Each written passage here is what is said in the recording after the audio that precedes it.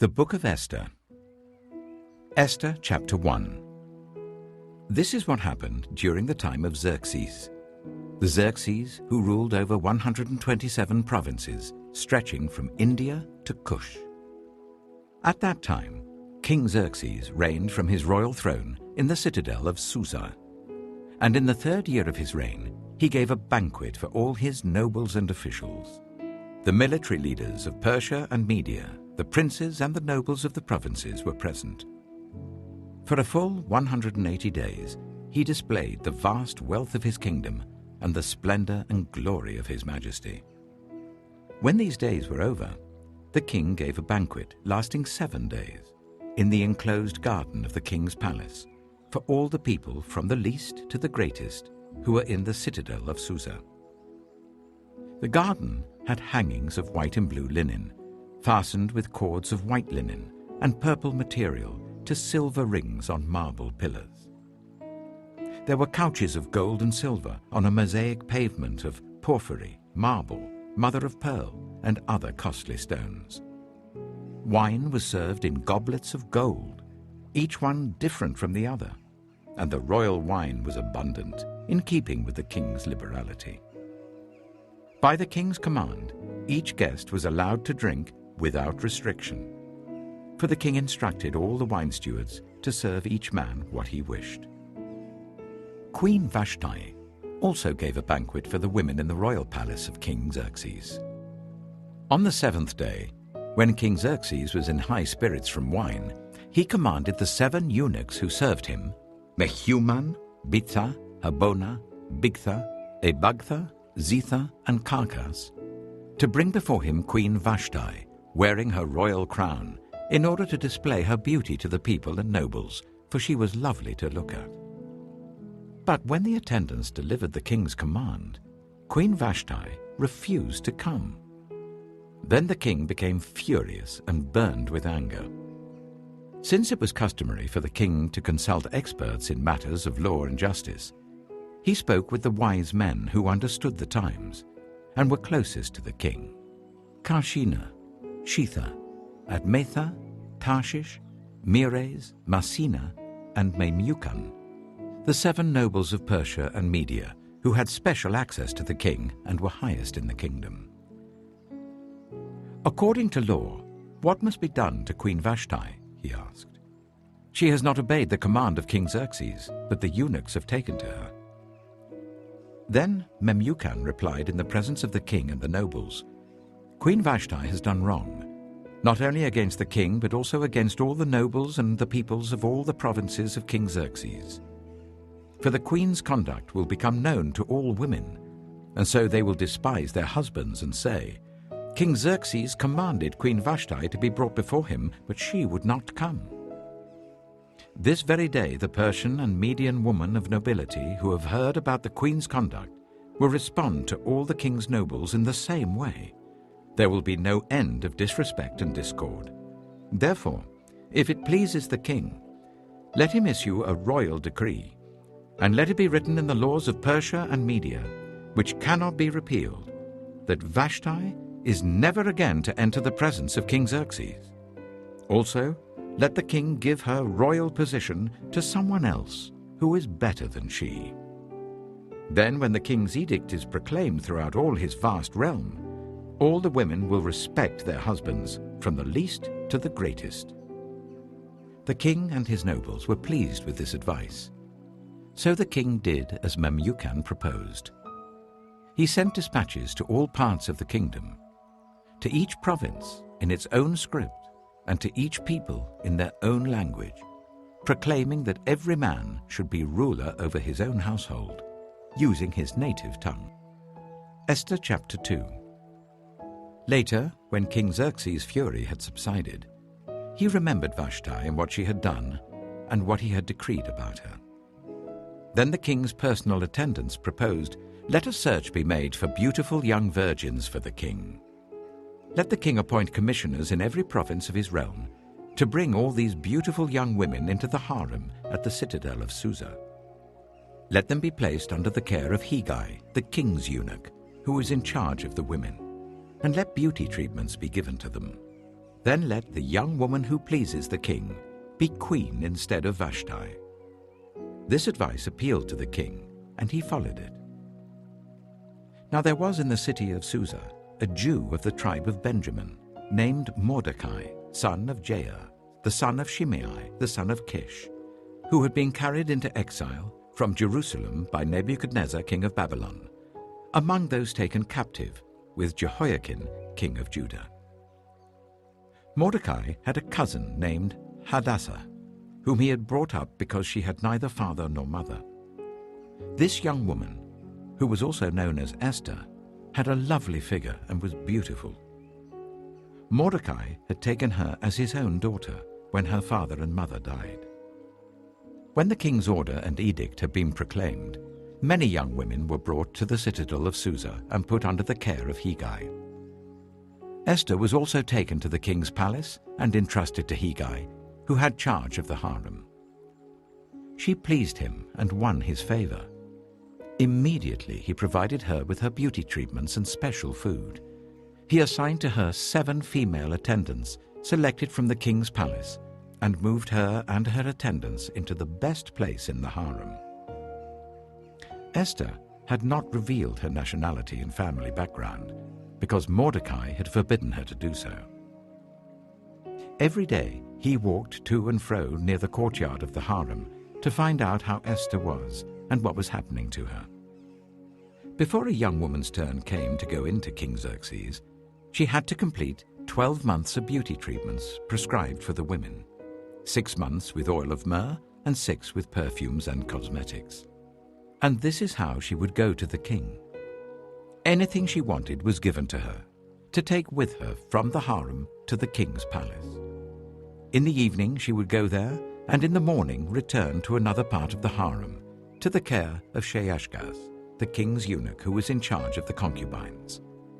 She would not return to the king unless he was pleased with her and summoned her by name.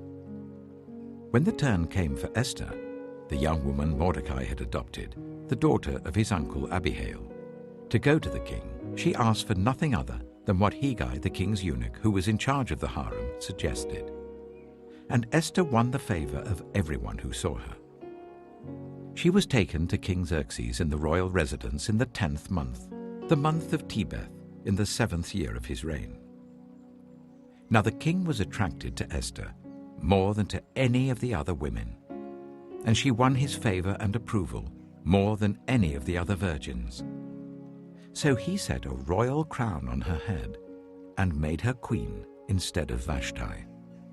And the king gave a great banquet, Esther's banquet, for all his nobles and officials. He proclaimed a holiday throughout the provinces and distributed gifts with royal liberality. When the virgins were assembled a second time, Mordecai was sitting at the king's gate. But Esther had kept secret her family background and nationality, just as Mordecai had told her to do, for she continued to follow Mordecai's instructions as she had done when he was bringing her up. During the time Mordecai was sitting at the king's gate, Bigthana and Teresh, 2 of the king's officers who guarded the doorway, became angry and conspired to assassinate King Xerxes. But Mordecai found out about the plot and told Queen Esther, who in turn reported it to the king, giving credit to Mordecai. And when the report was investigated and found to be true, the 2 officials were impaled on poles. All this was recorded in the book of the Annals in the presence of the king. Esther chapter 3. After these events, King Xerxes honored Haman, son of Hammedatha, the Agagite, elevating him and giving him a seat of honor higher than that of all the other nobles. All the royal officials at the king's gate knelt down and paid honor to Haman, for the king had commanded this concerning him. But Mordecai would not kneel down or pay him honor. Then the royal officials at the king's gate asked Mordecai, "Why do you disobey the king's command?" Day after day they spoke to him, but he refused to comply. Therefore they told Haman about it to see whether Mordecai's behavior would be tolerated, for he had told them that he was a Jew. When Haman saw that Mordecai would not kneel down or pay him honor, he was enraged. Yet having learned who Mordecai's people were, he scorned the idea of killing only Mordecai. Instead, Haman looked for a way to destroy all Mordecai's people, the Jews, throughout the whole kingdom of Xerxes. In the 12th year of King Xerxes, in the first month, the month of Nisan, the pur, that is, the lot, was cast in the presence of Haman to select a day and month. And the lot fell on the 12th month, the month of Adar. Then Haman said to King Xerxes, "There is a certain people dispersed among the peoples in all the provinces of your kingdom who keep themselves separate. Their customs are different from those of all other people, and they do not obey the king's laws. It is not in the king's best interest to tolerate them. And if it pleases the king, let a decree be issued to destroy them. And I will give 10,000 talents of silver to the king's administrators for the royal treasury." So the king took his signet ring from his finger and gave it to Haman, son of Hammedatha, the Agagite, the enemy of the Jews. "Keep the money," the king said to Haman, "and do with the people as you please." Then, on the 13th day of the first month, the royal secretaries were summoned. They wrote out in the script of each province and in the language of each people all Haman's orders to the king's satraps, the governors of the various provinces, and the nobles of the various peoples. These were written in the name of King Xerxes himself and sealed with his own ring.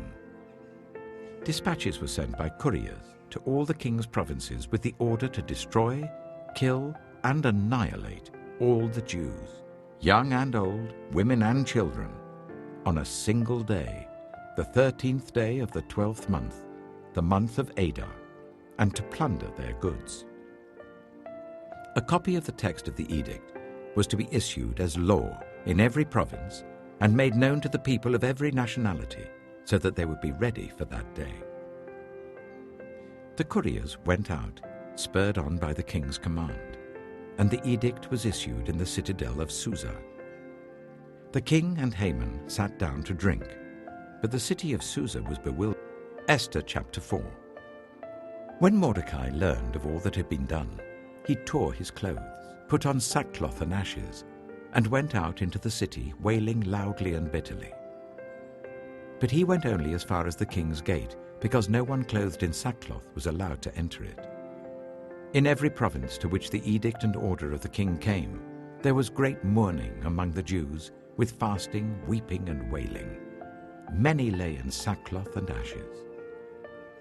When Esther's eunuchs and female attendants came and told her about Mordecai, she was in great distress. She sent clothes for him to put on instead of his sackcloth, but he would not accept them. Then Esther summoned Hathach, one of the king's eunuchs assigned to attend her, and ordered him to find out what was troubling Mordecai and why. So Hathach went out to Mordecai in the open square of the city in front of the king's gate. Mordecai told him everything that had happened to him, including the exact amount of money Haman had promised to pay into the royal treasury for the destruction of the Jews. He also gave him a copy of the text of the edict for their annihilation, which had been published in Susa, to show to Esther and explain it to her. And he told him to instruct her to go into the king's presence to beg for mercy and plead with him for her people. Hathach went back and reported to Esther what Mordecai had said. Then she instructed him to say to Mordecai, "All the king's officials and the people of the royal provinces know that for any man or woman who approaches the king in the inner court without being summoned, the king has but one law, that they be put to death, unless the king extends the gold scepter to them and spares their lives. But 30 days have passed since I was called to go to the king." When Esther's words were reported to Mordecai, he sent back this answer: "Do not think because you are in the king's house, you alone of all the Jews will escape.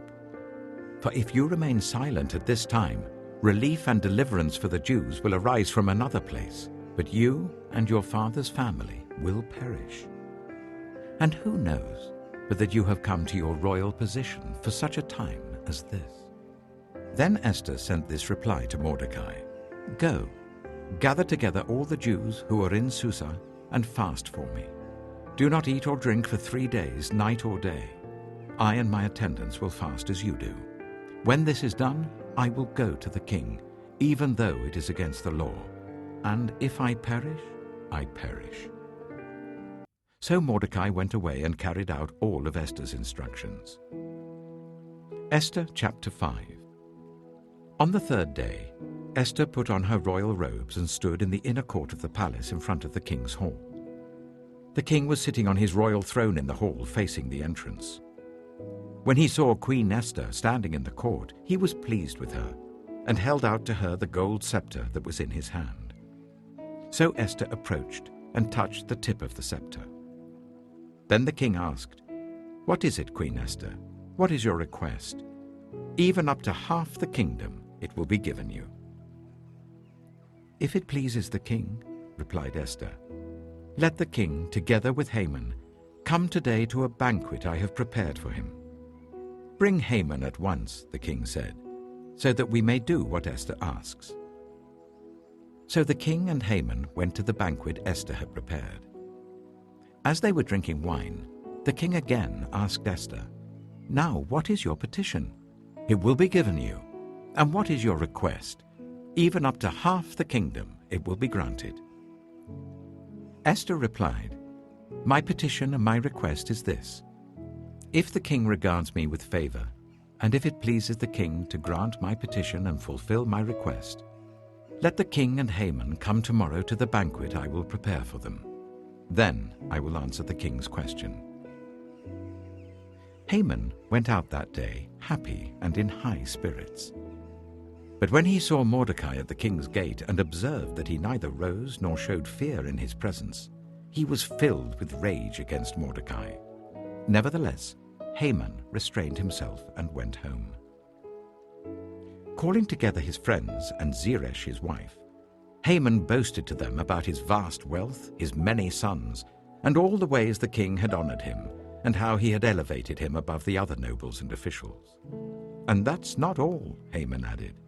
"I'm the only person Queen Esther invited to accompany the king to the banquet she gave. And she has invited me along with the king tomorrow. But all this gives me no satisfaction, as long as I see that Jew Mordecai sitting at the king's gate." His wife, Zeresh, and all his friends said to him, "Have a pole set up, reaching to a height of 50 cubits, and ask the king in the morning to have Mordecai impaled on it.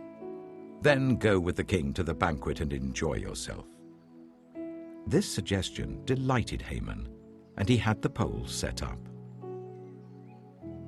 Esther chapter 6. That night the king could not sleep. So he ordered the book of the Chronicles, the record of his reign, to be brought in and read to him. It was found recorded there that Mordecai had exposed Bigthana and Teresh, 2 of the king's officers who guarded the doorway, who had conspired to assassinate King Xerxes. "What honor and recognition has Mordecai received for this?" the king asked. "Nothing has been done for him," his attendants answered. The king said, "Who is in the court?" Now Haman had just entered the outer court of the palace to speak to the king about impaling Mordecai on the pole he had set up for him. His attendants answered, "Haman is standing in the court." "Bring him in," the king ordered. When Haman entered, the king asked him, "What should be done for the man the king delights to honor?" Now Haman thought to himself, "Who is there that the king would rather honor than me?" So he answered the king, "For the man the king delights to honor, let them bring a royal robe the king has worn, and a horse the king has ridden, one with a royal crest placed on its head. Then let the robe and horse be entrusted to one of the king's most noble princes. Let them robe the man the king delights to honor, and lead him on the horse through the city streets, proclaiming before him, 'This is what is done for the man the king delights to honor.'" "Go at once," the king commanded Haman. "Get the robe and the horse, and do just as you have suggested for Mordecai the Jew, who sits at the king's gate. Do not neglect anything you have recommended." So Haman got the robe and the horse. He robed Mordecai, and led him on horseback through the city streets, proclaiming before him, "This is what is done for the man the king delights to honor." Afterwards, Mordecai returned to the king's gate. But Haman rushed home, with his head covered in grief, and told Zeresh his wife and all his friends everything that had happened to him. His advisers and his wife Zeresh said to him, "Since Mordecai, before whom your downfall has started, is of Jewish origin, you cannot stand against him. You will surely come to ruin." While they were still talking with him, the king's eunuchs arrived and hurried Haman away to the banquet Esther had prepared. Esther chapter 7. So the king and Haman went to Queen Esther's banquet. And as they were drinking wine on the second day, the king again asked, "Queen Esther, what is your petition? It will be given you. What is your request? Even up to half the kingdom, it will be granted." Then Queen Esther answered, "If I have found favor with you, your majesty, and if it pleases you, grant me my life. This is my petition, and spare my people. This is my request. For I and my people have been sold to be destroyed, killed, and annihilated. If we had merely been sold as male and female slaves, I would have kept quiet, because no such distress would justify disturbing the king." King Xerxes asked Queen Esther, "Who is he? Where is he, the man who has dared to do such a thing?" Esther said, "An adversary and enemy, this vile Haman." Then Haman was terrified before the king and queen. The king got up in a rage, left his wine, and went out into the palace garden. But Haman, realizing that the king had already decided his fate, stayed behind to beg Queen Esther for his life. Just as the king returned from the palace garden to the banqueting hall, Haman was falling on the couch where Esther was reclining. The king exclaimed, "Will he even molest the queen while she is with me in the house?" As soon as the word left the king's mouth, they covered Haman's face. Then Harbona, one of the eunuchs attending the king, said, "A pole reaching to a height of 50 cubits stands by Haman's house. He had it set up for Mordecai, who spoke up to help the king." The king said, "Impale him on it." So they impaled Haman on the pole he had set up for Mordecai. Then the king's fury subsided. Esther chapter 8. That same day, King Xerxes gave Queen Esther the estate of Haman, the enemy of the Jews. And Mordecai came into the presence of the king, for Esther had told how he was related to her. The king took off his signet ring, which he had reclaimed from Haman, and presented it to Mordecai. And Esther appointed him over Haman's estate. Esther again pleaded with the king, falling at his feet and weeping. She begged him to put an end to the evil plan of Haman the Agagite, which he had devised against the Jews.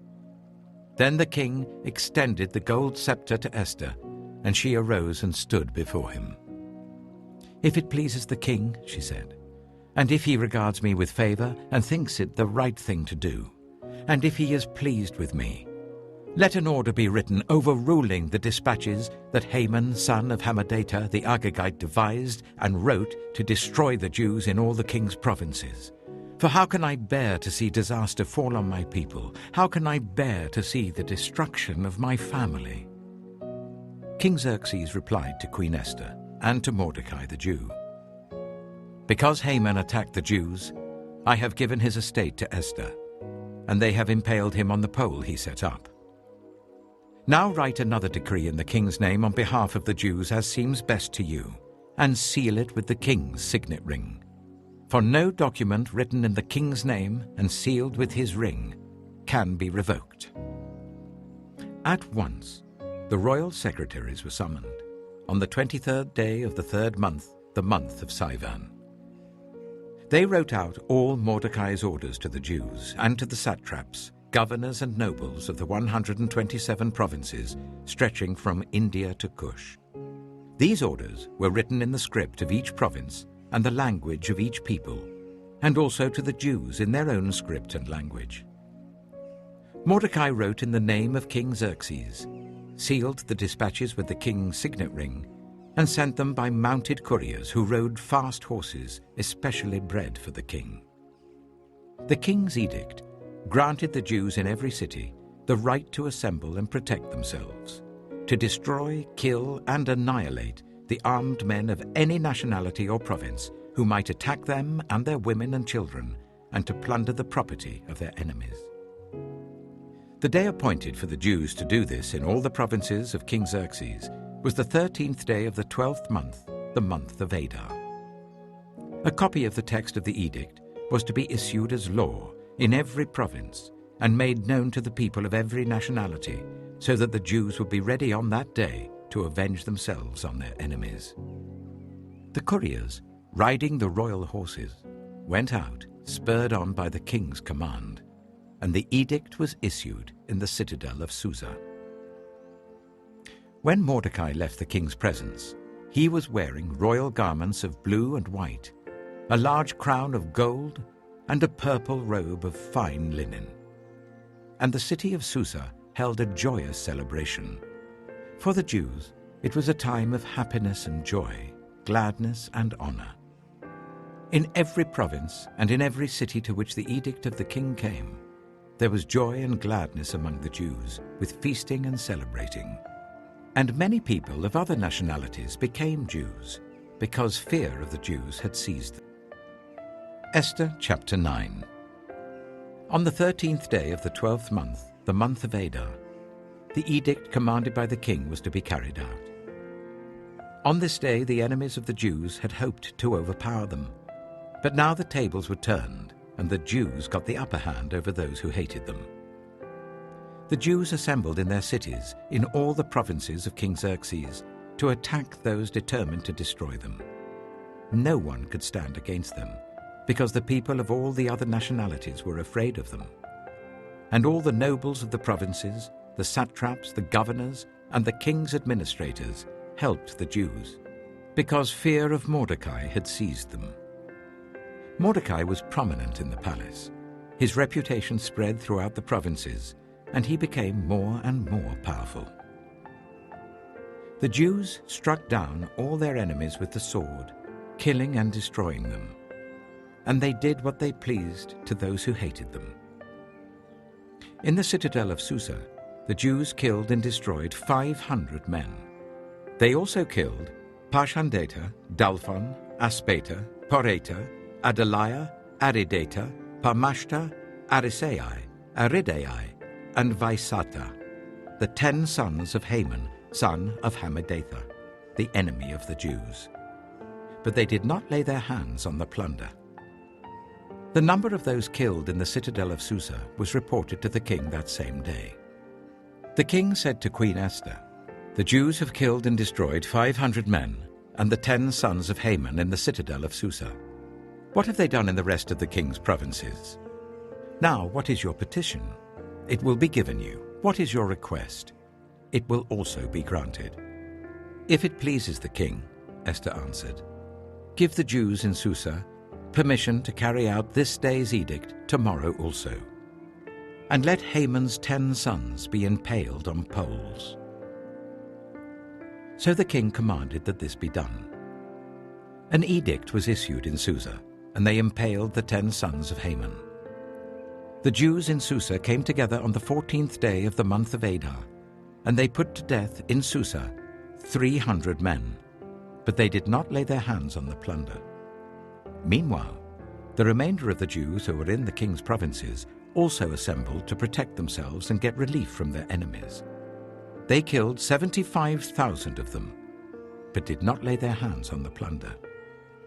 This happened on the 13th day of the month of Adar, and on the 14th day they rested and made it a day of feasting and joy.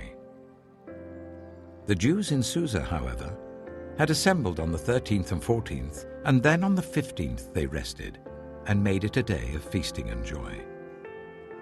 That is why rural Jews, those living in villages, observe the 14th of the month of Adar as a day of joy and feasting, a day for giving presents to each other. Mordecai recorded these events, and he sent letters to all the Jews throughout the provinces of King Xerxes, near and far, that they should celebrate annually the 14th and 15th days of the month of Adar, as the time when the Jews got relief from their enemies, and as the month when their sorrow was turned into joy and their mourning into a day of celebration. He wrote to them to observe the days as days of feasting and joy, and giving presents of food to one another and gifts to the poor. So the Jews agreed to continue the celebration they had begun, doing what Mordecai had written to them. For Haman, son of Hammedatha the Agagite, the enemy of all the Jews, had plotted against the Jews to destroy them, and had cast the pur, that is, the lot, for their ruin and destruction. But when the plot came to the king's attention, he issued written orders that the evil scheme Haman had devised against the Jews should come back onto his own head, and that he and his sons should be impaled on poles. Therefore, these days were called Purim, from the word pur. Because of everything written in this letter, and because of what they had seen and what had happened to them, the Jews took it on themselves to establish the custom that they and their descendants, and all who join them, should, without fail, observe these 2 days every year, in the way prescribed and at the time appointed. These days should be remembered and observed in every generation by every family, and in every province and in every city. And these days of Purim should never fail to be celebrated by the Jews, nor should the memory of these days die out among their descendants. So Queen Esther, daughter of Abihail, along with Mordecai the Jew, wrote with full authority to confirm this second letter concerning Purim. And Mordecai sent letters to all the Jews in the 127 provinces of Xerxes' kingdom, words of goodwill and assurance, to establish these days of Purim at their designated times, as Mordecai the Jew and Queen Esther had decreed for them, and as they had established for themselves and their descendants in regard to their times of fasting and lamentation. Esther's decree confirmed these regulations about Purim, and it was written down in the records. Esther chapter 10. King Xerxes imposed tribute throughout the empire to its distant shores, and all his acts of power and might, together with a full account of the greatness of Mordecai, whom the king had promoted, are they not written in the book of the annals of the kings of Media and Persia? Mordecai the Jew was second in rank to King Xerxes, preeminent among the Jews, and held in high esteem by his many fellow Jews, because he worked for the good of his people and spoke up for the welfare of all the Jews.